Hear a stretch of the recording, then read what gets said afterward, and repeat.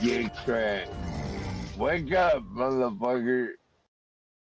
Home Depot breaking a 2-year streak of negative same-store sales, but they did issue some weaker than expected full-year guidance. Here with his take on the numbers, Morgan Stanley analyst Simeon Gutman has a 450 target and an overweight rating on the stock. Simeon, thanks for the time this morning. Good to see you. Likewise. How you doing? Good. Can you put these comps into some perspective, the guidance too, and then sort of related to the yield backdrop that we're looking at today?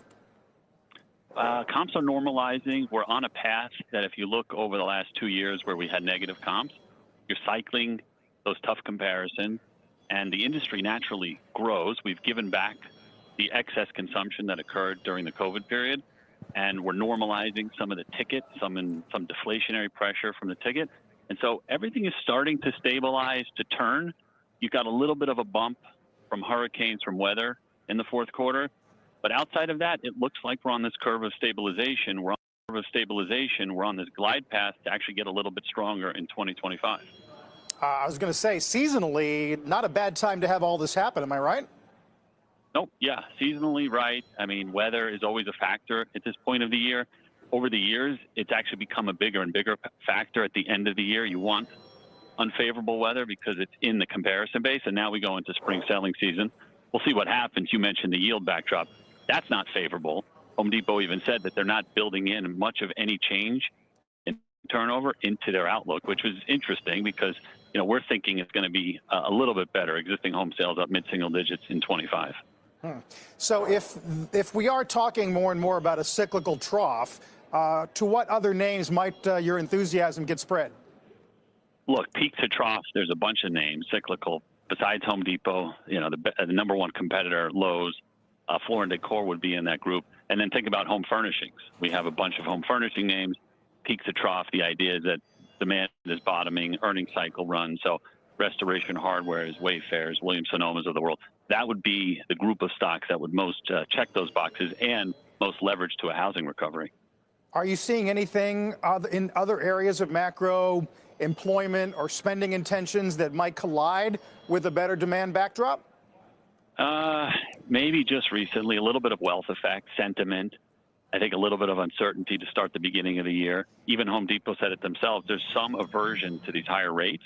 Consumers are not taking on or borrowing money to pursue discretionary projects.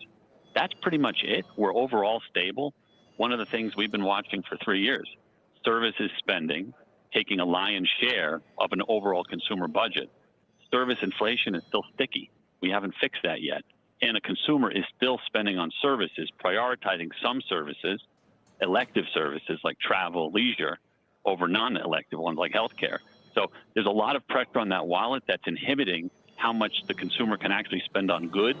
Until that inflation moderates, we're pretty much stuck in this range. Right.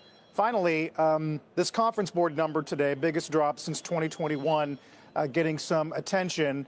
In general, when you think of home builders or home furnishing, anything housing related, does that lean toward the discretionary side, or is that something that if a consumer needs to do it, he's going to do it? Unequivocally, it leans towards discretionary. But in any given year, 90 to 95% of home improvement demand comes from homes that are not turning over. And that's somewhere 60, 70% maintenance and repair. So the industry replenishes itself nicely year on, year out, and that's the nice thing about the home improvement industry. So 20, 30% of the spend is probably discretionary, and then, you know, an additional 5 to 10% needs to come from turnover every given year, and turnover is directly related to discretion. Interesting. Well, we'll see what kind of ratification we get from Lowe's tomorrow. And thanks very much, as always. Thanks. Consumers keep getting prodded. First it was eggs. Now cattle prices are hitting a record high. Pippa Stevens is here with more. Pippa, I imagine this means our beef prices? That's so forth? Exactly. So it's all going up. And basically, cattle prices are hovering around their January all-time high, making consumer steaks a little bit more expensive. Beef prices are now outpacing overall inflation, with January CPI report showing a 5.5% rise year over year compared to 3% headline inflation. And for the time being, consumers are not pushing back, spending a record $160 billion on beef products last year, even as prices hit $8 per pound. But cattle ranchers cannot just increase supply when prices rise. Last year, beef cow inventory in the U.S. stood at roughly 28 million head. That's the smallest herd since the 1960s. Ranchers have been reluctant to rebuild herds following years of depressed prices, expensive feed, high rates, and unpredictable weather. Alton Callow from Steiner Consulting told me that while prices will be volatile, the trend between now and 2026 is higher, since there is a very long lag time as well as a disconnect between futures prices and retail prices, since it does take a while for higher producer costs to trickle down. So, if you're going to be ordering the steak anytime soon, it's going to cost you more. So how much of the steak is also imported? I mean, is that going to get affected by tariffs? And then, the prices here will stay high because now you can actually raise prices? So that's another big outstanding question. We get about 6% of our cattle supply from Canada and Mexico.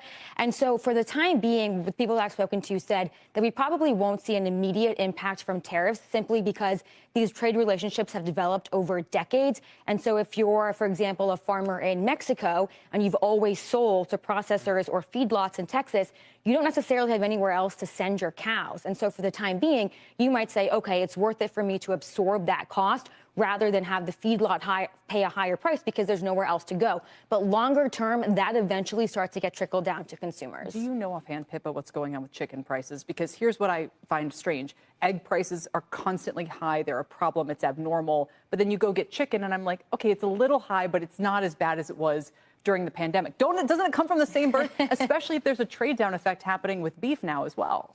Yeah, you always have to look at the different types of meat we're talking about and where consumer preferences stand. There's also, in the cattle industry, there's restocking your herd, similar phenomenon in the chicken and the avian industry. And so right now, of course, we saw that mass culling thanks to the bird flu, and that's what's really driving up those prices of eggs. But chicken has always been kind of a trade-down meat, and so the prices have traditionally been pretty depressed. But particularly now, when you see egg and beef prices rising, then we could start to see momentum shifting to chicken. All right, not what the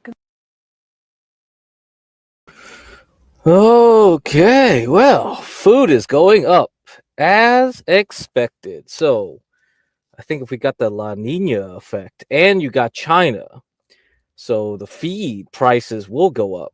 So soybeans and corn will definitely go up. Those two will definitely go up. And then we got the wheat prices to follow with it. So you got the soft commodities moving. And then when China's economy returns, not only energy prices will go up, pork prices will go up. Chinese love pork. Once you see those prices spiking, that's it. All your meats are going up.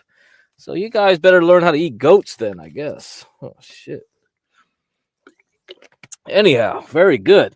Very interesting. So the big news today was a report, very conveniently timed, about semiconductors. So let's hear this one.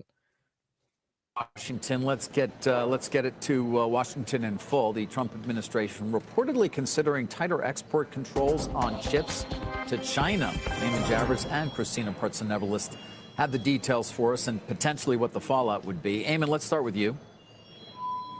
Hey there, David. That's right. Bloomberg is reporting today that the Trump administration is eyeing even tougher restrictions on semiconductor exports to China than the recent Biden administration had put in place, and those were seen as tough at the time. Citing people familiar with the matter, Bloomberg reports that the Trump administration officials are holding meetings now to discuss new limits with key U.S. allies and working on a longer list of restrictions that could be put in place in the coming months. Now, the goal here is to slow China's overall technological progress, and especially so in sensitive areas like artificial intelligence. The Trump team is looking at three specific possibilities: curbs on sales of chips that NVIDIA designed specifically for China, reducing the computing power that can be exported without a license, and putting more restrictions on types of NVIDIA chips that can be exported without a license. Meanwhile, in a press event yesterday, you guys were talking about this with French President Emmanuel Macron. President Trump said he is on track to reimpose tariffs on Canada and Mexico after the 30-day pause that he put in place comes to an end. We've been mistreated very badly by many countries, not just Canada and Mexico. We've been taken advantage of. The tariffs are going forward on time, on schedule. This is an abuse that took place for many, many years. Now, under the terms of the pause, the new deadline is March 4th at 12:01 a.m. Eastern time. We'll see what happens then, guys. You saw the president announce these tariffs. Then he announced a pause in the tariffs. Now he's announcing that things might come back at that deadline time.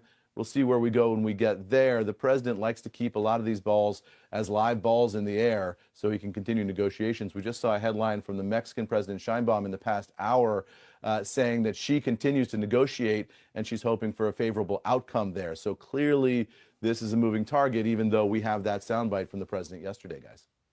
I mean, it raises the question, Eamon, about why he wants to go forward on tariffs. Is it to get the concessions, for instance, the troops along the Mexican border, which it sounded like they were ready to make a deal with, or does he want to use it to raise revenues, which he's talked about before, to help fight off the deficit? Well, he's said several different things, right? One is that he wants, the Mexican and Canadian governments to help in the fight against fentanyl.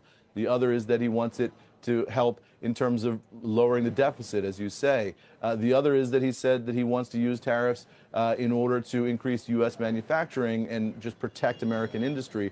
You know, all three of those goals are somewhat mutually inconsistent. The president cited all of them in the reason why he likes the tariffs. He likes the idea of tariffs, but when he gets close to that deadline, there's always a pause, there's always an extension, there's always a study to be conducted, because I know that the president watches the stock market very carefully, and he doesn't want to spark any kind of negative reaction there as well. So he wants to have his cake and eat it too, and that's tricky to do. Amen. We'll talk in a little bit. Lots to talk about. Looming U.S. restrictions you just talked about are expected to keep NVIDIA's guidance in check, since they would tighten measures on GPU, or we can call them AI, chip sales to China. Morgan Stanley, just one example of sell-side research that bets NVIDIA's April Q1 guidance may not be as grand as everyone hoped, but should still move up at least an average of $2 billion, so not bad. And that's because NVIDIA still sells export-compliant AI chips to China. They're called the H20s. The success of China's DeepSeek large language model has caused really a surge in H20 orders just over the last month for customers like Tencent and Alibaba. The assumption, though, and this assumption has been going on for a while, that's why this may not necessarily be new news, is that these chips would be the next to be restricted, which explains why NVIDIA has been so vocal about the potential damage, saying, quote, in a blog post, these rules would do nothing to enhance U.S. security. The administration worries China, though, has been circumventing the rules that are already in place, going through Singapore or buying on the secondary market. It's hard to stop when a quick eBay search, which I did this morning, will show NVIDIA Hoppers that you're seeing on your screen selling at about $29,000 a piece. NVIDIA has a relatively low exposure to China at around 15% of revenues, according to IO Fund, similar to both AMD and Micron, but equipment manufacturers, they're the ones that have greater exposure. Almost half of ASML's business goes to China. Lam and Applied Materials also face significant risk, which really makes the administration's efforts to contain China's AI ambitions a real high-stakes game with billions hanging in the balance, but none of this is expected to be imminent in, let's say, the next month or so. Guys. Was DeepSeek revealing in any way? Obviously, the point of all of these policies have been to prevent China from having the advanced semiconductor capabilities and AI and military in particular. But I know DeepSeek was a big wake-up call in terms of cost. What about in terms of technological capability of these Chinese Well, yeah, that's why we're seeing this Russian order for H20s, because DeepSeek was able to provide advanced compute with, I'm not going to say lower quality because the H20s have great memory, but a more watered down version that is compliant. So now that would be the next target for the Trump administration because, hey, look, China was able to be really successful with this lower tier chip. So they're just going to keep doing it, but that's also encouraging the Chinese market to create, to go overcome these hurdles, right? And make quality chips and make advanced large language models with what's available at the moment. Got it, Christina. Thank you. For the moment, we're seeing a lot of pressure on these semis, dragging the entire NASDAQ down. NVIDIA at the bottom of the list, Broadcom down there as well. Okay, well, yeah, that's a good thing because I was looking to buy finally. And Bitcoin finally did what I wanted to do last week. So kind of disappointing. I was willing to short last week around this time, but damn, I was 1 week too early, I guess. I don't know. I don't know why I didn't decide to short this time around. I was just like, it's too close to Nvidia. I didn't care about it at that point. I guess also because I already made enough on trading SMCI too for the last several weeks. It's sort of yeah, I don't feel greedy right now. So, but yeah, that's what I wanted to see last week, not this one. Okay, so now that that's over, well, I don't know. It might not be over. Okay, so let's look at Bitcoin right now. I was expecting it to try to hit 80,000, not this 85. 85 is still a little bit too. I don't know how strong this is. Let's see what happens after all this volume. There was some volume coming in. That's good, I guess. I expected a lot more response like this one. So since February 3rd, kind of like that. But yeah, same volume. We're down. The next candle better be a super green one to shoot it back up. Now, I'll tell you this.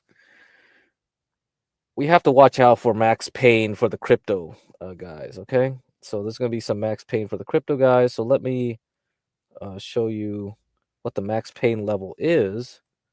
Let me see if I got it up here. Okay, let's see.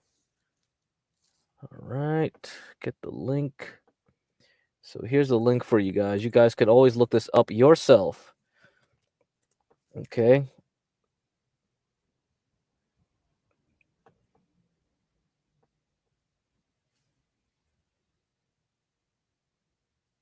All right. Let me get that up.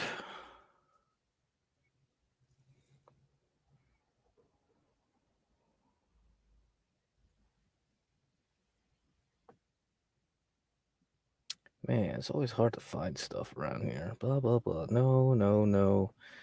Okay, nope.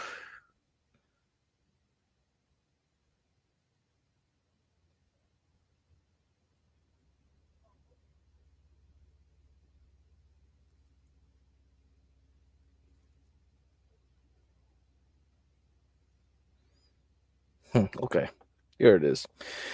All right, let's get this thing done. Okay, max pain. So let's look at the max pain. All right, guys. Max pain for crypto. Let me see. I gotta. Okay, unblock these elements. Refresh. Okay, so here we go. So this contract expires end of the month. So you see a lot of volume, not a volume, I mean a lot of contracts out. Notational value, $5 billion of bets ending this week. Okay. And max pain is around 98,000. So if you look at where we're at right now, we're closer to 80,000. Right? So this is very tempting. Very tempting. So I bought a bunch of MSTR longs today. So let me show you. Okay, let me show you. Man, I wish StreamYard's just kept like a buffer of which window I'm using. Really annoying. I guess, it doesn't have OBS type features. But yeah, we tagged 86,000. Okay. That's the last limit. Once we drop there, we have to go to 80. I was hoping we just crash right to 80 and then have a sharp reaction up right within one day. That would have been a lot better. Then I would be more confident in seeing like 100K again or 108 by Friday. That would have been a lot better. I would have got a lot cheaper MSTRs too. So if you look at MSTR, we went right through like this gapped area here. So we fell through right here to 250. Now we're trying to go down to 230 or something like that. So I said, okay, well, this is probably peak bearishness for now. If this thing is going to go continued onward to 200, it's going to have to touch 300 again. I think somewhere around 300 before continuing on down. Okay, so I'm going to use MSTX. So I can show you the chart here with this. Okay, so you see that gapped area. I shaded it. here. So we tested it yesterday, but unlike in December, so end of December, New Year's, we bounced right off of it. We just got stuck there. And so, yeah, most likely I day traded this move just from here to here, right? So I just made my 1,000 and just called it a day. So if I'm willing to swing it, if I'm going to willingly buy and hold through multiple days, you got to give me a good price. Now, the best price would be 200. If we went to 80,000 Bitcoin, if we had a panic sell today, yeah, we probably would have got that 200 on MSTR. That would have been a lot better buy. But since we didn't, and I highly doubt anything's going to happen tomorrow until NVIDIA. Okay, we got to get NVIDIA to report. I mean, maybe NVIDIA reports badly and then this thing goes down Thursday. Could be.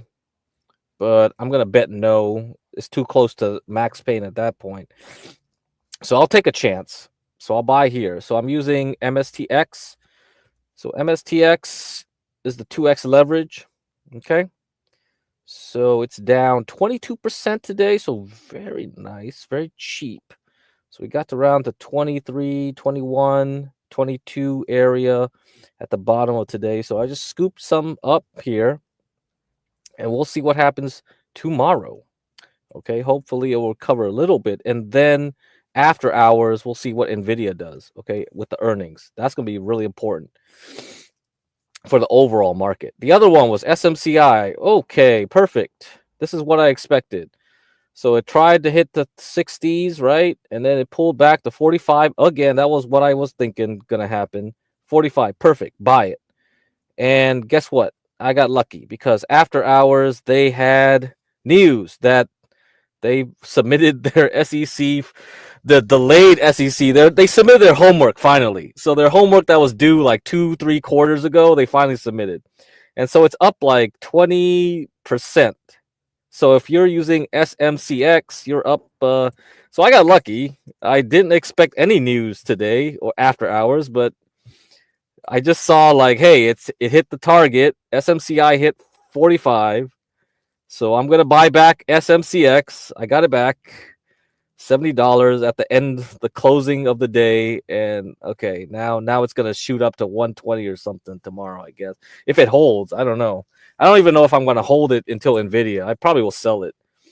I just threw 10,000 in there because, you know, I wasn't going to bet big on anything right now until NVIDIA's over. But I'll take it. I'll take 5K for tomorrow and then I'm done. So that's great. So I'm done for the week. So usually this is what I'm telling you guys. You just should just make 1,000, 2,000 a day if you're going to do this kind of quick trading stuff with the way the market is right now.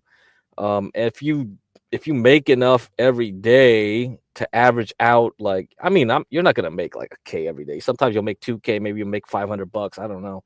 But let's say you average out, right? So 5 trading days a week on average. You got 52 weeks.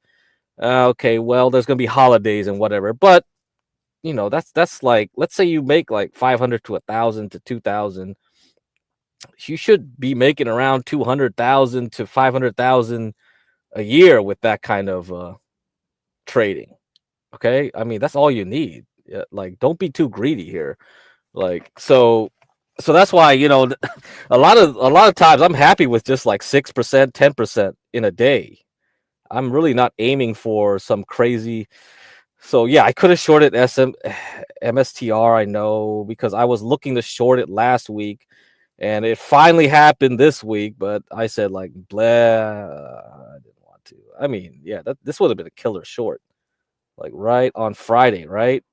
And then I would have been like, okay, Monday and then Tuesday. And it's like, crap. That's like 40% from here to here with the MSTZ, the inverse. But I was like, fuck it. I ain't doing that. So yeah, it's tough, man. Trading's tough. I think the hard part about it is you have to recognize all the opportunities and choose which risks you're willing to take, right? Because if you just look at this chart overall, you have like starting to curl down moving averages since February 3rd. So this was the last green candle, failure here to make any movement from that. keeps testing lower highs, then you're like, well, yeah, here we go. Bye bye.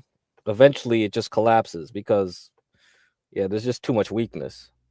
Of course, Bitcoin is Bitcoin, so that's kind of the risk you take. You never know if somebody's going to say something and pump it up again, because that's what it was doing like several times. It was like, oh, pump it up. Oh, go back down. Pump it up. But over the last weekend and then starting on Monday, I guess it just decided to give up. It just gave up. I don't know why it just gave up so badly, but I guess, yeah, Bitcoin just they got tired of it. And before Max Payne too. So we got Max Payne. Max Payne is at 98. So this thing will probably go back towards 98. I don't know if it's going to go all the way to 98. But no, I wasn't. Yeah, see, Tropes, I already answered your question. I wasn't using that. I wanted to do it last week, but it didn't happen. So then I said I gave up on the idea of trying it out, because I said, forget it. I'm just like, I'm done. I made my money with SMCI last week. I was already doing it. Like I already got my money for this month.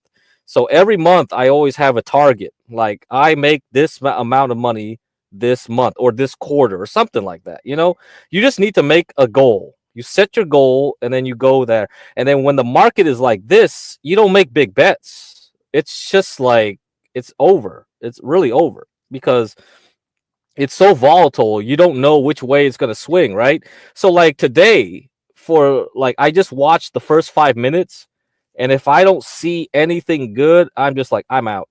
I'm just not gonna even try. So today I didn't even bother trading today because it was just like, it looks like it's just gonna puke, and I'm just not gonna willingly short, because if I short, I have to pay attention. Like, because when you short, there's always gonna be a buyer somewhere down there that's gonna try to lift it back up. So you don't know when it's gonna happen. Today it looked like it just puked, went all the way down for a lot of stocks and just stayed down, right? The index, NASDAQ and S&P tried to recover a little bit, but most of the stocks, we're paying attention, like SMCI, MSTR, like all kinds of stocks we were talking about last week or 2 weeks or the last month, they just puked and just stayed down. That's it. So that's why I said, like, if you want to short, you short individual stocks. You don't play with the index. You short like stocks that are like this, that move up very quickly, right? For the last like election and all this stuff, they'll just lose it all real quickly. So shorting individual stocks makes sense if you can time it. Shorting the index, that's a harder game because, as you know, index is lifted up by people's 401ks and buying algorithms and blah, blah, blah. So you don't know where it's going to hit the wall and just decide to bounce because there's nobody left to sell. So, Charles, you stayed in SMCX? Man, did I like warn? Like that was it? That was done? So, anyway, tomorrow I'm probably going to get out of SMCX. I don't know how high it's going to go tomorrow. Maybe you'll just lose it all in pre-market. Heck do I know? I just need it. Well, that's why some of you like Antoine are trying to learn options. You can do it with options, right? But options means like your level of trading has to be very good. Very good. Not like my level. My level of trading is still like, personally, I feel like it's terrible. It's just like I'm not perfect. Like options means like you have either a very good strategy to compensate for your sloppy trading or your trading is very good. Like you precisely can read the chart very well. That I think very few people have. So it's hard, I think, to decide if you just, man, I mean, it was just better back in the old days. In the old days, you just made a lot of money, just buy and hold at the right points. You don't need to do this trading crap. And then after that, you build a big account, then you start trading. But the reason I'm doing this now is like I don't believe that can be done anymore. It's over. The boomers took all the money. Millennials like me took all the money. Or Gen X. Actually, I'm kind of between Gen X and millennials. So yeah, we took the money too. And then, so now everybody else left over who's younger than me, it's like, it's not going to work anymore. As you can see, like beef prices are up.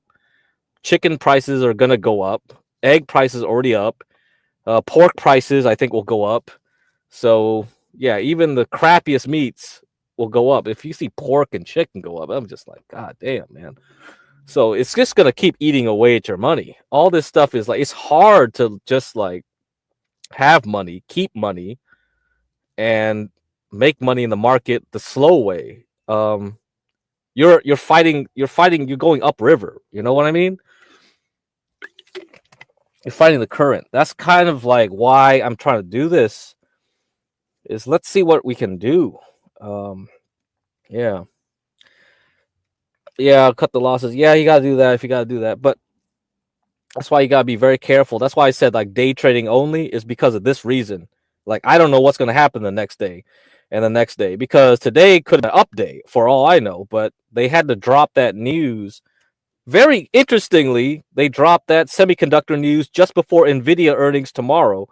So I feel like they're trying to make everything as pessimistic as possible to make it easier for Nvidia to go up. Right? So Nvidia was up here at the resistance at around 140. If it stayed here before earnings, it's probably hard. But now that it's gone down, probably a bunch of guys are buying puts down here or something. That could make it so Nvidia doesn't need to say like really good things. It just needs to say okay things, and it'll just go back up to 150 or something. And 150 is all you need. If this thing goes up to 150, the market can stay like afloat. It just needs to stay afloat. And then all those crappy small caps and wild stocks and Bitcoin and all those can fly up again. And then you can short it again for that, because then March comes around, then we'll find the right time to short it again. Because otherwise, if this thing just collapses here, I don't know. That's really not good. That's really not good. Yeah. Anyway, another stock that was interesting is Xiaomi. So Xiaomi was introducing a new phone. They're going to come out with a new phone. So we have a minor new high on this one. So yeah, XIACY Xiaomi is probably my favorite Chinese stock so far. I've sold a bunch already. I don't know. I probably should just sell all of it. Whatever. Another one is BYDDY. So this one, if you remember, BYD is like the electric car company in China. So what I said was BYD is, a huge competitor for Tesla. So if you see this stock goes up, what do you think Tesla's doing at the same moment? Well, from February to, most of February, this is where most of the gains are for February. So let's see where Tesla is right now. So what's Tesla doing in February? Well, yeah, there you go. So let's see. Yeah, it's gone all the way down here. So we're here now at 292. Guess what? That's why I was talking about Tesla yesterday, because this is probably the time you buy. So at the close, I said, well, it looks like it's going to hit my targets. I'll buy it. There's another target for Tesla. It's a lot lower. It's at 283. So that's why I drew this. You see, this is why I drew this, but it's coming down quick. So, and it didn't go as high. So it didn't go as high as I expected before dropping. And then now it's already gone down this far, this fast. Then I would say I'll buy it here. Okay. So I'm using TSLR. So that's 2x leverage. So I'm buying that. So let's see, $22 here if you use TSLR. So instead of Tesla, but you're taking a risk. It's 2x leveraged. But let's assume it's not going to go any further down. Okay, and it's just going to go 400 now. And then once it hits 400, then we can go down to 283 or lower if March is bad enough. But yeah, okay, I'm willing to buy it there. I'm willing to buy it there, just in case, So that's good. And let's see, what else was I thinking about? Yeah, SMCX. Okay, I covered everything, right?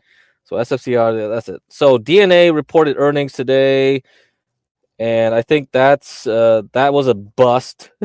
This one would have been a good day trade, but I wasn't paying attention anymore. Like it was like the first hour was like this, the second hour was like that, the third hour was like this, and then finally afternoon it was finally going up. But I was like, I'm not trading. I'm not trading. If you don't do something within the first hour and a half to 2 hours, I'm not doing anything today. Yeah, if I'm gonna do a day trade. So that's why I hate day trading. I rather do swing trading. And yeah, you can have like these small cap things. You see why shorting can be very like popular, right? Like when you notice certain stocks, you can be like, oh well, you got this candle. Why wouldn't I short it? I'll short it here and just short it all the way down. So because here I was trying to like buy here and go up, but then once it did this, I'm like, oh shoot, got to get out again. It's like, fuck. But I'm not gonna short here, like get a margin account or buy puts or sell calls or how the heck do I know what to do? It's a lot of work, but yeah, if you're not like Martin Shkreli and you know how to read charts, yeah, you can short, especially here. Like you see this right at a resistance level here, it tried to go up, so it's like obvious, no brainer. You would have just shorted. And so for me, it's like, okay, let's see what happens in earnings. It goes all the way down into earnings. It's down 14% right now. So would I buy it tomorrow? I don't know. This crap. Yeah, this thing looked like it could have got ready to go up, but it's a lot of damage. And if it's going 14% tomorrow, ooh, that's too much damage. This thing is probably like Zim. It's going to take another quarter. So this thing will take another quarter to go up. So I got to wait 3 more months before I try this one to go long again. But it can go long. Like this thing could go back up to 16 and break out finally. That's why you always hate this thing. So let me talk about Zim. Might as well, because Zim. So I might add more to this. It's gonna start fighting at 22 and 23 soon. So it's still fighting. So it didn't follow the market. Very good. You want to pick stocks that are not following the Nasdaq right now, because the Nasdaq is getting punched up, and we don't want to be there. Let's see what else. Yeah, Chinese stocks, right? That's another thing that won't follow the Nasdaq for now. Maybe you'll follow it later. Let's see. Oh yeah, Hawaiian Electric. I forgot to mention this yesterday because that was on the list, but I just somehow forgot to go back to it. This one, beautiful. So you see this yesterday? So it was following the market, and then it just said, never mind, I won't follow the market, and ended at the high, near the high of the day yesterday. And today it barely got damaged. Perfect. This is what you want to see. So this thing can go up back to 15 again very shortly.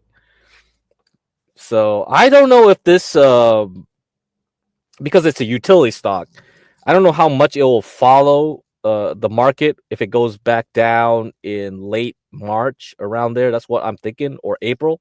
So this could easily hit 15 and then stop there, right? And then when the market turns over, it might just go sideways for a little bit, and then after it's done being at 15, then people will keep going back into safety stocks like utilities. Then let's see if it can go to 20 by summer.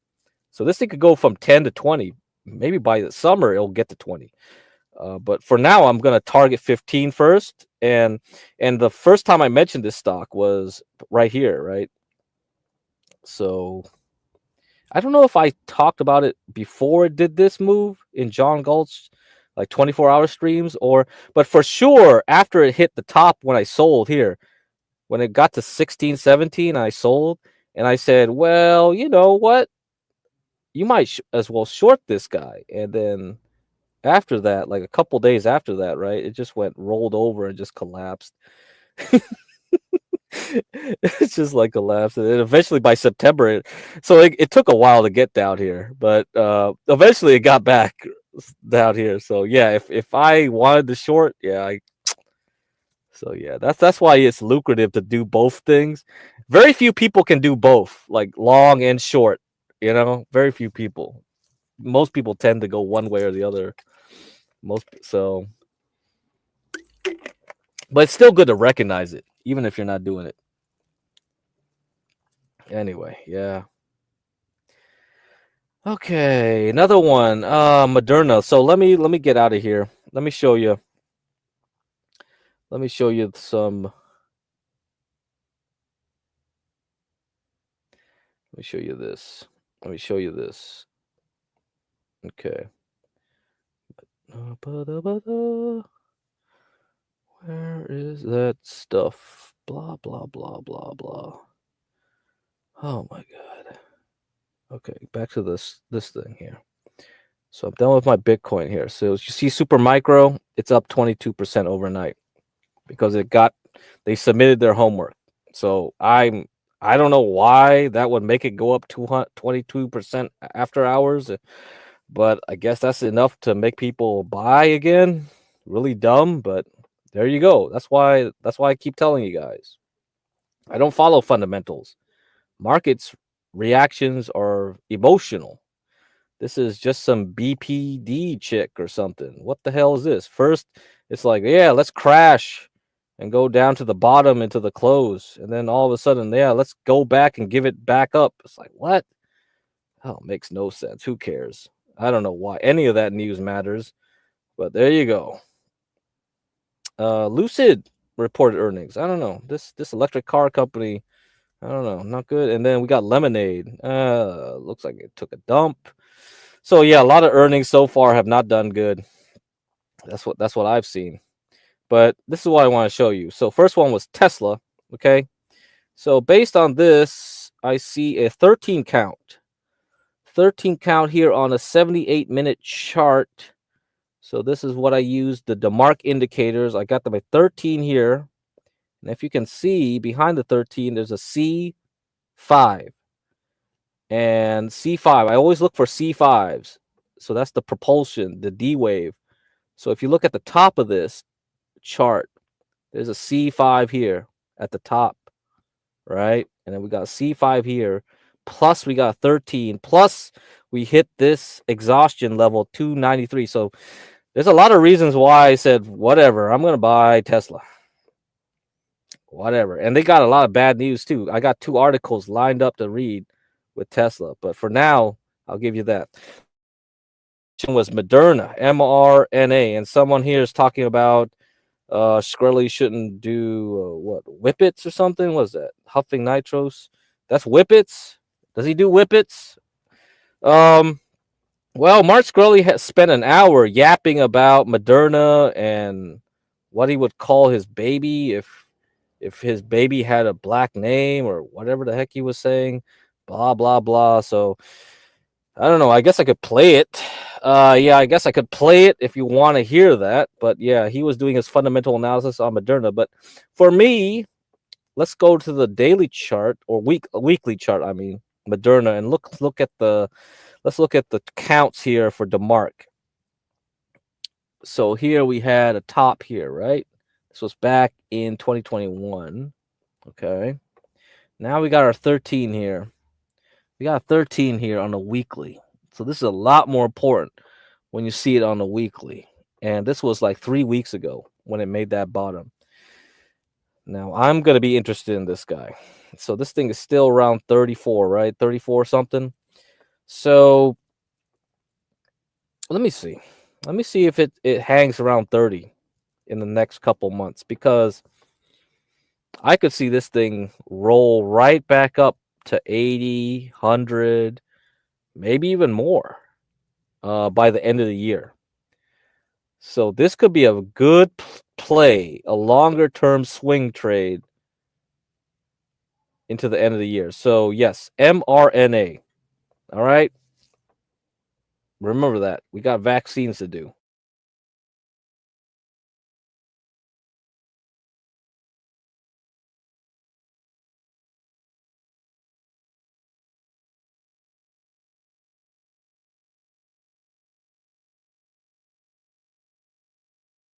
All right, there's a fire engine here. So before I read this thing. Well, electric car vehicle companies outside of China is like tough bet here. I don't know. Carvana is kind of like, yeah, it's probably topped out. Carvana's done. But that's just a used car maker. That's a service. Yeah, Lucid, you think it can do any better, but yeah, I would rather look at like Chinese like electric vehicle makers. Like the other one I would look at is XPEV, XPEV, because they also do AI. Kind of like, it's really these guys all do the same stuff with Tesla, compete with AI, compete with robotics, compete with EV. So yeah, XPEV is another one.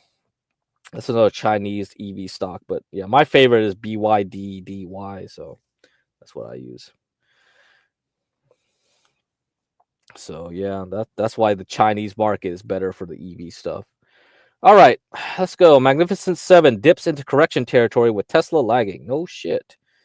And what did I say? Shares in Tesla have been bogged down by a string of bad sales reports and heightened competition from Chinese rivals like BYD. Yes. So that's why Ryan last year asked me why LI is another one. Yeah, there's another one after LI. NEO.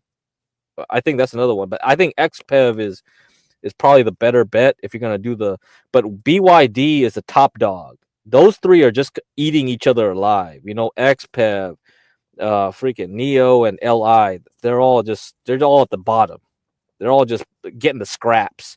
So basically, it's a giant BYD versus Tesla, and then all those other three, they're just like trying to fight for like market share at the bottom here. So when Tesla goes up, BYD goes down. BYD goes up, Tesla goes down. Unless Tesla can find a way to coexist with BYD and be the top. These two will be the top two guys from there. And it also will affect Europe too, right? Because the Europeans love their EV as well. And that's why BYD, that's why China and Germany have such a close connection since Merkel. Merkel was always sucking Chinese dick. And when that happened, they had a lot of trade agreements.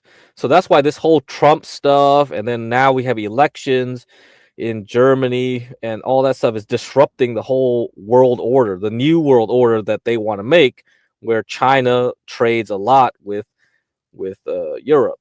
So, and the problem is like they dump a bunch of cheap cars in Europe. That's what happened. And BMW, Audi, freaking all those guys get like Volkswagen, they get crushed by all these cheap Chinese cars. So that's why now they're screaming, we didn't see this coming. That's the Chinese playbook. The Chinese playbook is like you open up your market to them. They come in, they undercut everyone else, your competition, okay, with cheaper prices, wipe out everyone else, and then now all you have is Chinese because everything's made in China. That's the game plan. All right, so yeah. Anyway, LI is like the whole range is a trading range. That's why I don't like it. So it's all crap. All of them are crap. I think XPEV might be better. Like it might have a better chance because it does more with the AI stuff. But I don't know. I don't know if that's gonna reflect. But so far, it's done okay. At least it got above 8 and 10 and 12, and now it's at 20. So XPEV, it's at the old high of 2023. Okay, well, let's see what happens. But anyway, back to the article. 7 of the biggest companies that have powered the majority of the S&P 500's index gains over the past 2 years are not having a great start in 2025, plunging into correction territory. Okay, what does that mean? Erasing approximately $1.4 trillion in value. The Bloomberg Magnificent 7 Index, an equal-weighted gauge that consists of Apple, Nvidia, Microsoft, Alphabet, Google, basically, Amazon, Meta, Facebook, Instagram, and Tesla, has fallen about 10% from a December high, passing the threshold that meets the definition of correction. Who says that's the definition of correction? All right, whatever. Elon Musk Tesla has been the biggest laggard for the index in the period, followed by Microsoft and Alphabet. While the electric vehicle maker had initially surged following Donald Trump's electoral victory in early November, the stock has sharply sold off since. Shares in Tesla have been bogged down by a string of bad sales reports and heightened competition from Chinese rivals like BYD.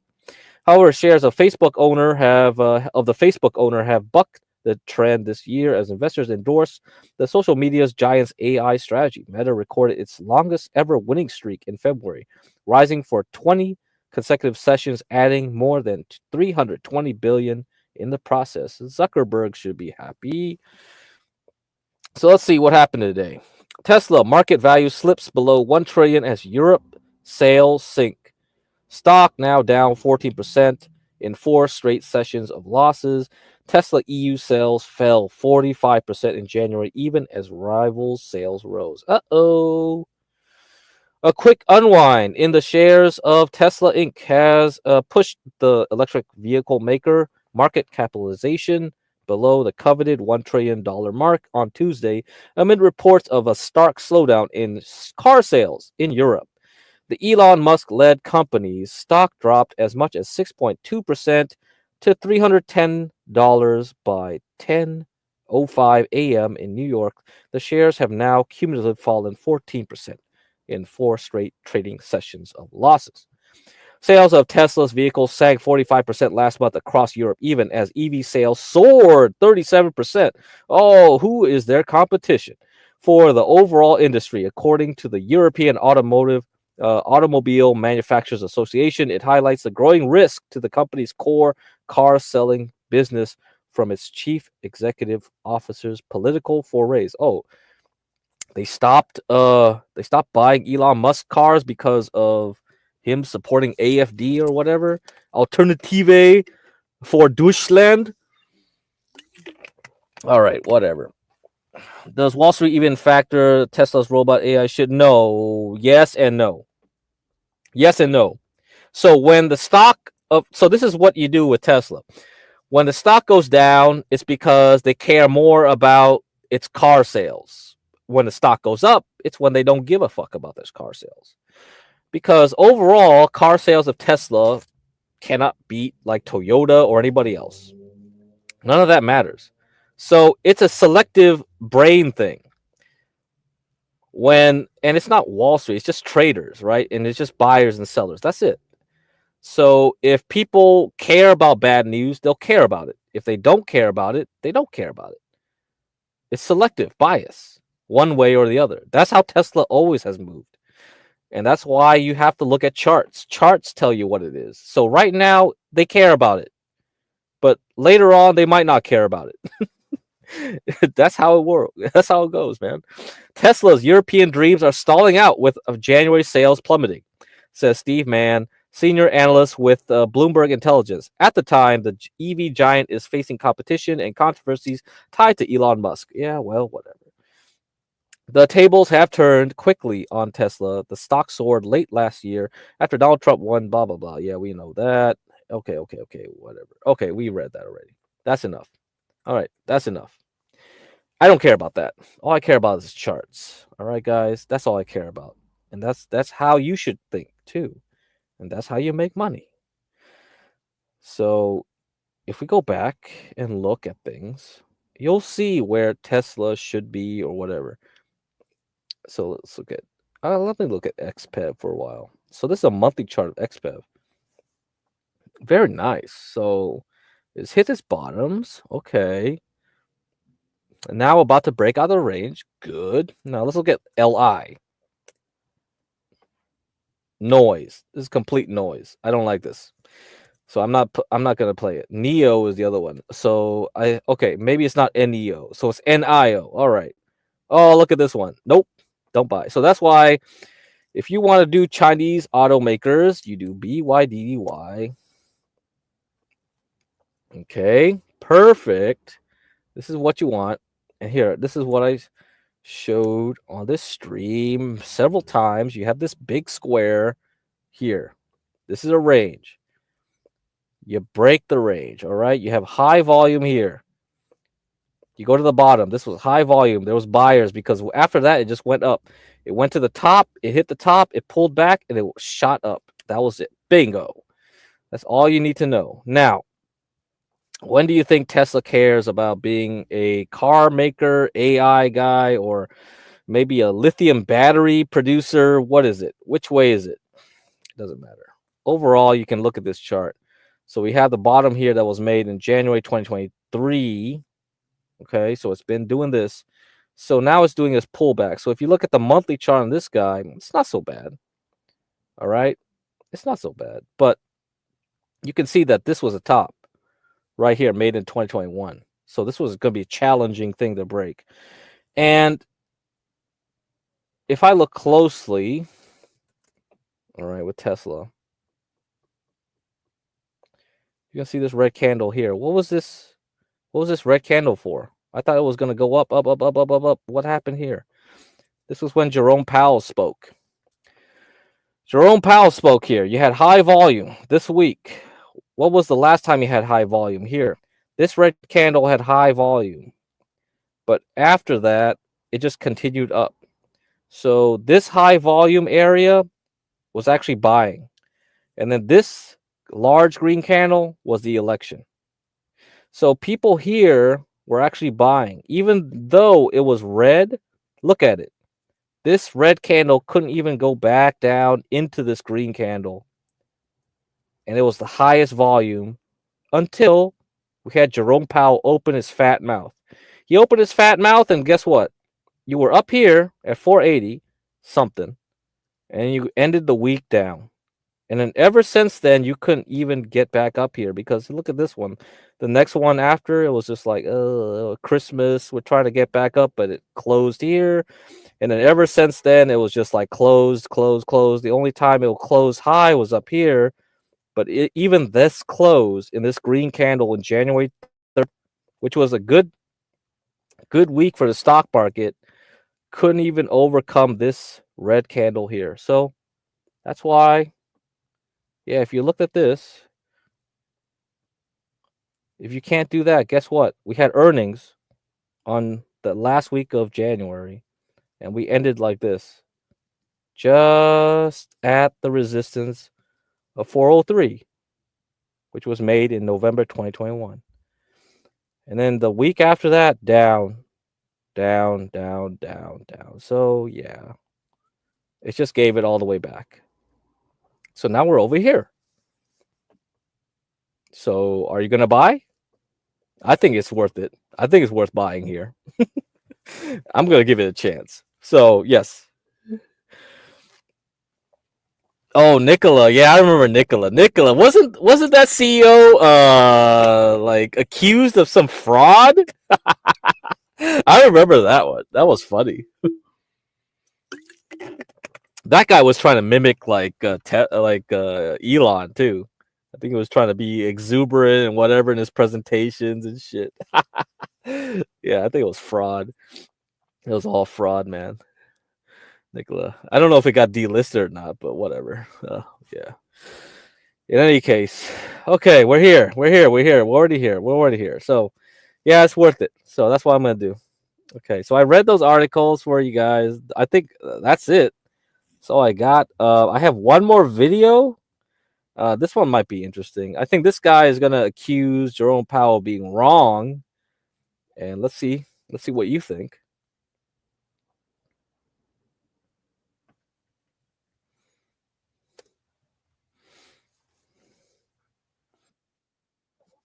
About the consumer confidence data this morning, say don't focus so much on the headline read. Look at what's going on with the labor market, and you're seeing some cautionary signs there. Yeah, I've got a very different perspective than Tom Barkin and most of the FOMC committee. I don't really understand why they're all that concerned about the near-term trajectory for inflation. I'm not in the camp that we're going back to 2, but if you think about the outlook for the next 6 months, we have that lag impaired rent of shelter, housing related measures that'll put downward pressure on the core. We had core goods prices go from a negative 1.6% annualized rate at the midpoint of last year to 0. But when you look at PPI measures of consumer goods, import prices, those will probably start putting downward pressure on goods prices. So I don't understand the concern about inflation, and I don't understand, say, Austin Goolsby's characterization of the labor market as in a stable, full employment environment. We've had turnover in the labor market absolutely collapse. When you look at the spread between job switchers and job stayers in the Atlanta Fed wage series, that's negative. That's very rare. That only happened during the depths of the global financial crisis. Really? And you have the spread between the lowest income quartile and highest income quartile also negative, something that happened a little bit in the early 2010s when the labor market was struggling with, household deleveraging, also negative, which implies demand for labor is really weak. So for me, the labor market's in a very precarious spot.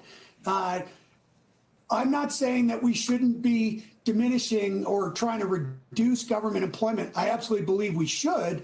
We had government employment growing 1% faster than the private sector and wages growing 1% faster than the private sector through much of last year, something that's only supposed to happen during recessions. But that could put downward pressure on the labor market as well. So the Fed's narrative that the labor market's fine and inflation's a problem, I think, is completely backwards. And so you're bringing me all the little nuggets today. A lot of this, I feel like I want like the full notes, and we're gonna follow up on it to understand. You also point out, look, when you ask people about jobs plentiful versus jobs being scarce, that's starting to revert to pre-election trends. I mean, is that how you'd characterize it? Yeah, I'm sorry I skipped that key point, which was your actual question. But no, that jobs labor differential conference board survey, it's very, very similar to the household survey, had a super tight correlation with the unemployment rate, particularly before the pandemic and distortions. But that points to a 4.3% unemployment rate. And we printed 4 last month. Now, last month's numbers in the BLS survey were completely distorted by their annual population change. There is a good chance that a week from Friday, we'll get a pop in the unemployment rate and the Fed's whole narrative will change. But we are moving in, to me, clearly to a period of weaker growth. I think it was you that was talking to Dave Zervos about this the other day. He and I have had a similar perspective on the balance sheet and the influence there. Right. I think we are headed towards weaker growth, and the markets are waking up to it. That's what is driving the 10-year rally. Let's bring. Essentially, he is talking about like the bond market right now actually breaking out. So we had the weak numbers from Walmart last week, and then now people are expecting, wait a minute, what's going on here? So we're going to get some few pieces of data next week. Okay, we'll get the ISM data for manufacturing services. Then we'll get our unemployment data again. If that unemployment data stays weak, I have to understand if the market thinks bad news is good news or bad news is bad news. Because last week, they saw that Walmart news. It was bad news, and the reaction was bad. Sometimes you have bad news, but the reaction is good, because then they'll be like, oh, the economy is not as strong, so then inflation is not a problem, so the Fed will change their tune and cut rates again, and then the stock market can go up. Or, well, the bad news will be really bad, and they'll be like, holy crap, the economy is about to collapse, we better sell everything. That was the reaction last week, right, with Walmart. Now, of course, if you were listening to us here on this channel, the market already gave some little hints with like the PAL stuff during the minutes, and then you saw Palantir crash, SMCI crash. You saw a whole bunch of stuff crash on Wednesday before Walmart. So that's why it's always confusing. The news guys are always going to try to figure out, why did the market do what the market did? On Wednesday, you didn't see any problems. But if you were looking at individual stocks that were moving up a lot, like SMCI, Palantir, those stocks got hit just before close. So to me, I'm always wondering, is this an options thing or is it a real thing? Right? We'll find out tomorrow with NVIDIA, because the market has been pushed down. Good. So it'll be easier. It should be easier for NVIDIA to just say, hey, things are just okay. We're not making big numbers in our growth, but that should be enough to keep the market afloat until next week. That's what I'm wondering. So that guy was essentially saying, hey, unemployment data is going to be bad. Eventually, it's going to show bad numbers, and the Fed better wake up and say, hold on, what am I going to do? Am I going to fight inflation or am I going to fight employment? They can't do both. The worst case scenario is if the market thinks there's a stagflation event coming, where you have high unemployment and you have high inflation. We haven't heard about that since the 70s. If that happens, it's over. The Fed can't do anything. Trump can't do anything. Nobody can do anything. We're screwed. There's no economic theory that can help you then. So that's when the stock market will crash like 10, 20%. That maybe that's what's going to happen eventually, right? In March. They're going to figure out like, hey, wait a minute, it's going to be stagflation. And then later on, you'll get more data and it's like, wait a minute, it's not stagflation, it's something else. And then the market moves back up. So it's some schizophrenic trading event. So this year is going to be sideways. That's what I think. The problem is if it's going sideways and you're going to trade, where are you going to go short? Where are you going to go long? Back and forth, back and forth. Investors are not going to like this year. That's why I said since January, it was like, no, it's going to look bad. And I think it's going to continue. So most of this year is going to be sideways. And then eventually it will get resolved. I don't know when, but it will. Okay? So that's what you got to worry about. Now, tomorrow we'll have Lowe's, L-O-W. So that's going to pair up with Home Depot. That's about it. There's going to be Advanced Auto Parts, but man, that's not O'Reilly. That's not AutoZone. That stock is, I don't know. Maybe it'll change. But so the big boy will be NVDA reports after the close, though. So all of tomorrow will be like probably a nothing burger day where we go nowhere and everybody's just holding their breath for NVIDIA. Tough. Real tough. All right. So let me show you the chart for bonds. Okay. Oh, Axon, I got to talk about too. So Axon reported today. So it went down to like 480, nearly covering this gap. After hours, it jumped 14%, but that means it's only going back here. So it is double top, right? It had top here in December, top here again. I think the damage is done. This stock is going to have a hard time making new highs. So if you're looking for body camera and police drones and stuff like that, yeah, it's over. I think this trade's over, or not this trade. I mean, this was a great long-term stock since 2022. So this one plus Palantir were my two babies. These two, but like I said, like it's over. It was likely over. Palantir is definitely over, you know. Like if we look at Palantir, yeah, man. Well, filled the gap at least, but I think it's going to have a hard time getting above like its old high. It might get to its old high, but that'll be it. It'll just follow like Axon and just go sideways or something. If you're lucky, it'll go sideways.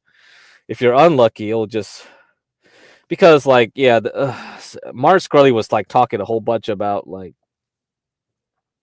with Palantir, it has to report very good earnings growth right now. I think, you know, at this point since August, September, I was like just shocked that this thing could go up to 100 by last earnings. It's just like, dude. Yeah, you're kind of pricing in a lot of growth for the next 5 years, you know? So if it's going to be a $130 a share company, that's probably something that will happen, but I think it's too early to price it at that level. So if the market doesn't have liquidity, yeah, don't expect this thing to stay up here. It'll eventually come back down. If we go look at Carvana, definitely, yeah. See that kind of like that too. Kind of made a minor new high and it came right back down. That's bad. I think it will get stuck here. and then eventually it'll be a good short because it'll probably dance between 155, 200, and then eventually in 2026, if not earlier, it will just collapse and go all the way back down when the economy turns it around in 2026. So you would probably be watching this for a short. It will be a big short too, because this thing could go all the way back to $8 at that time. Okay. So yeah, I mean, if you're a big shorter, I would look at this. Yeah, but for now, no, don't do it. Don't do it. Don't do it. All right. Let's see what else. Yeah, Salesforce reporting and Snowflake and AI. Okay, I'll talk about it tomorrow. Let's see what happened. We got Snowflake, we got other stuff. So let me put up the list. But Snowflake, it's a good software company, but its stock is pretty terrible because it just does this all the time. I don't know if it's gonna break out. Snowflake, AI. Yeah, it did. I was in it, but it failed to hold here, and I don't know if I want to get back into this guy anytime soon. It's just like, ugh. Oh, whatever. I ain't gonna play that until I see something. What else we got? Joby, and IONQ. Okay, we got Joby. Oh man, this is not my favorite electric vertical and takeoff company. I like Archer better. This is the one I like. But even this one, you see, it's coming back to 7 from 12. And I don't know if it's going to hold. This one also has earnings, but on Friday, I think. Oh, Thursday afternoon. Okay. ACHR. And let's see what else. There's another one. Mara. IONQ. Yeah, IONQ. Let's see. IONQ. So this is the quantum computing stock that started it. This one was the one that did it right here. It got a government contract. After it did that, it just went up. And everyone else started following it after Trump's election. So now it's doing this, though. Now it's like, yeah. Once you break 28, see ya. Bye-bye. Back to 14 and lower again. I don't know. Earnings is tomorrow. Earnings is tomorrow after the close. I don't know what's going to do. Got Mara. Mara is Bitcoin miner that I usually... So 2023 was a better time for the stock. I played it here in 2023 into 2024. So it went from like $8 to $30. This was the best time. I was quite disappointed in how weak it moved from September 2024. So this is very different from the September, October of 2023, right? This had a 3x move pretty much. This one, like a 2x, barely a 2x. Terrible. Now it's down here and we got earnings. Yeah, so Bitcoin probably has to go really high for this thing to do anything right now. So that means a lot of these Bitcoin miners have diluted their shares way too much. They've issued way too many shares between that time and now. So if you want to see this thing back at 80 when it peaked out, so I was in this stock up here, November 2021. I remember those days quite fondly, just before Thanksgiving, right? You know, you just like, yeah, nobody cared. And then all of a sudden, everybody cared about like Omicron or something. And that was the end of it. That was over. Everything started collapsing at that point. So all the small cap stocks, everything collapsed. Bitcoin collapsed. Yeah, so we're okay. Well, okay, we're now at $12. It's pretty dang cheap. Okay, if you can get it at $8, hell yeah, I would definitely try it again and see if we can jump up back to 30 from that point in May. So I think Bitcoin will get back up in May, but for now, no. Bitcoin could go all the way down to 70,000 or 60,000 for all we know between this point and April, and then May it will go back up. So if this thing goes down to $8, okay, keep this in your radar. MARA, yeah. All right. Let's see what else we got. Root. Oh, yeah, Root is a, man, that's a meme stock. Yeah, this is a meme stock. You see this? You see this guy? $3 to 100. Yeah, this is a meme stock. This thing has barely any volume. It just does this whatever on earnings. I have no clue what this is going to do, but I remember the name because, yeah, this was a great meme stock here because it crashed completely from 2020. And then everybody started chasing it here, just doing whatever they want. Yeah, this one, this is definitely a Wall Street bets type stock right here. This is your meme stock. It's not GameStop. It's this thing, ROOT. So if you want to gamble, this is the casino to be in. Going from $3 to $100. Yep, this is the casino. All right, yeah, that could be fun tomorrow if anybody wants to gamble. All right, man. See you guys. This is about an hour, so I think I'm done. I don't think I got any other videos. I'm not gonna play your Scrully thing. Oh yeah, but before we leave, here I'll play this. Okay, I'll play this. So this was the Bitcoin warning I put out yesterday, right? I played this from the Wyckoff guys.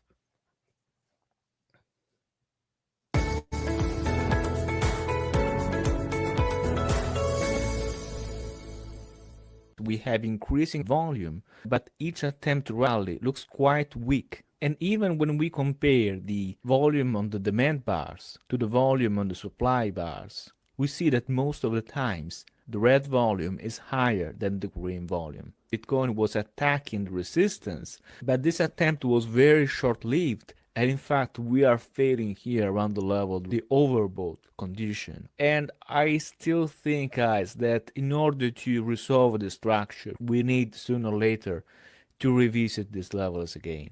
So something like this, for example, when we have a final shakeout, grabbing liquidity in this short-term value zone, and that will be the point where I would like to see more demand coming in. All right. So look at this. Did we have that today or not? We kind of did, but I was hoping for more, going down to 80,000. But it looks like, yeah, we got it. So we can bounce back up to 99K into Friday. That's a good trade, right? So that's why I said, yeah, I'm going to buy MSTR. I'm going to do that. All right, whatever. Let's see. Let's hope and pray NVIDIA doesn't screw everything up. So that's what I'm hoping for. So again, go back, watch the video, and see what stocks and the banner below. But look at the banner. Look at the banner. I put all the stocks I'm looking at. And I'll see you guys tomorrow. All right. So yeah, like and subscribe. Like and subscribe. Like and subscribe. Like and subscribe. And yeah, go donate. You only got a few days until Black History Month's over. So $20 a day. Portia J, $PORSHAJAYE, or PayPal at PORSHA@jghb.info. That's also her email. Or you can email me at CRACK@jghb.info. Okay, and we got 1.28K subscribers now. So not bad, not bad. Let's see if we can get to 1.3 by the end of this month. I don't know if we will, but let's see. See if we can get hit more algorithms going, huh? And I'll see you guys. If I don't come in tomorrow morning, I don't think tomorrow's gonna be interesting until after NVIDIA. So I'll probably have to come in the afternoon because I don't think anything's gonna happen tomorrow. But I'm definitely probably gonna sell SMCI, SMCX, whatever the heck it is. I'm out.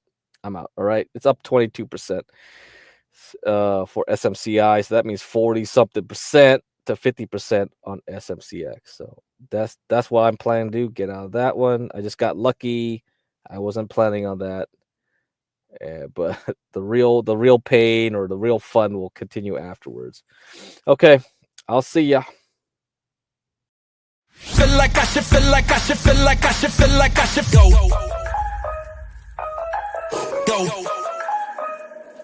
feel like I should go. Feel like I should, feel like I should, feel like I should, feel like I should go.